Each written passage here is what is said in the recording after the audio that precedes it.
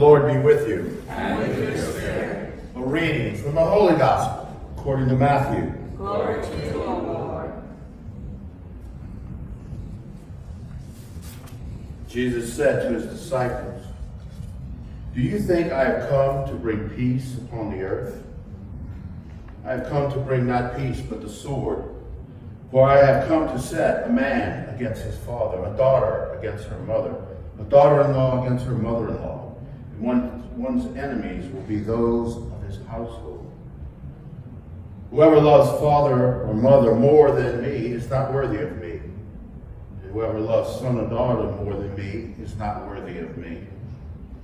Whoever finds his life will lose it, and whoever loses his life for my sake will find it. Whoever receives you receives me, and whoever receives me receives the one who sent me. Whoever receives a prophet because he is a prophet will receive a prophet's reward. Whoever receives a righteous man because he is righteous will receive a righteous man's reward. And whoever gives only a cup of cold water to one of these little ones to drink because he is a disciple, amen, I say to you, he will surely not lose his reward." When Jesus finished giving these commands to his 12 disciples, he went away from that place to teach and preach in their towns. Gospel of the Lord. Praise to you, Lord Jesus Christ. Well, good morning. Good morning. You know, it's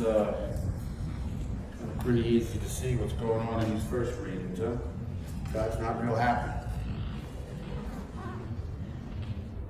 You might even say he's angry. You know, Isaiah was trying to help the Israelites, but they seem to be able to do things that, even trying to keep in their faith, they fail. And I think where the lesson for us is, especially in Isaiah, is that if all we do is on the surface, if all we do is to check a box, if we never encounter God in our hearts, then we're just kidding ourselves. Our faith has no value. We have to project out to the world who we are and what we believe. And that is not always easy, but it's always right. So what we see in Isaiah is God is really saying, I am tired of your words. I'm tired of your empty gestures.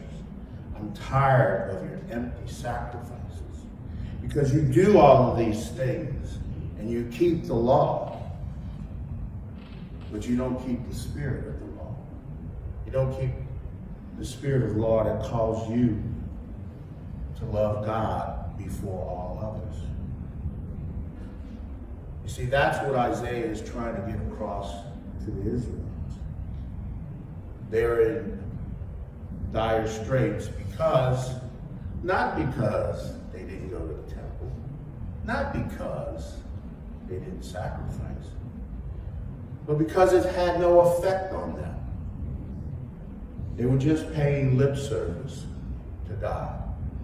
And that's the big failing of the Israelites. Did they keep the Sabbath? Absolutely. Did they have their sacrifices at the temple? Absolutely. Did they blow the horn at the new moon feast? Absolutely. But what does God tell them? Your hands are full of blood. See, they've done all of these things, but they haven't taken care of the orphans, the widows, the people on the margins. See, that's what God was calling them to do. To live a life that has action in it. And as we look in our gospel today, it's not the easiest thing to hear that if we love our families more than we love God, then we're not worthy of Him. I think what the point of that is that God has to be central to our lives. God has to be more than just someone we turn to in times of trouble. It needs to be someone we turn to when we're trying to decide which color we're going to paint the house. I mean, God has to be that central to our lives.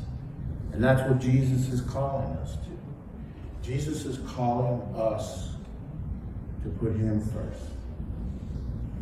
And by putting Him first, everything falls into place. See, if we look around the world today, it's easy to see why we have the challenges we have.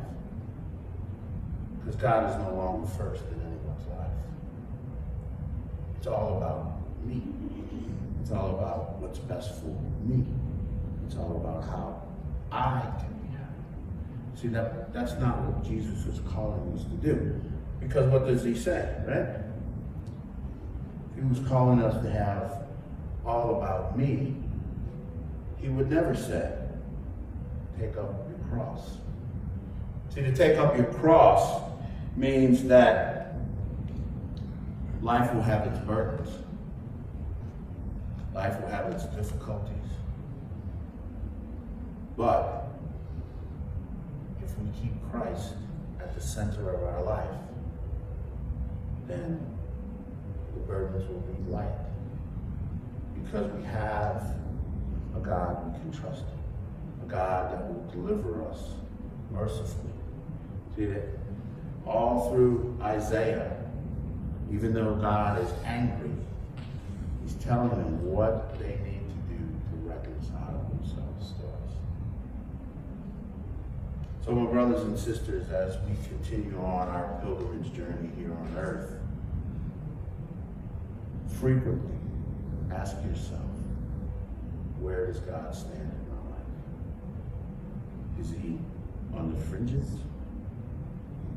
Or is He in the center?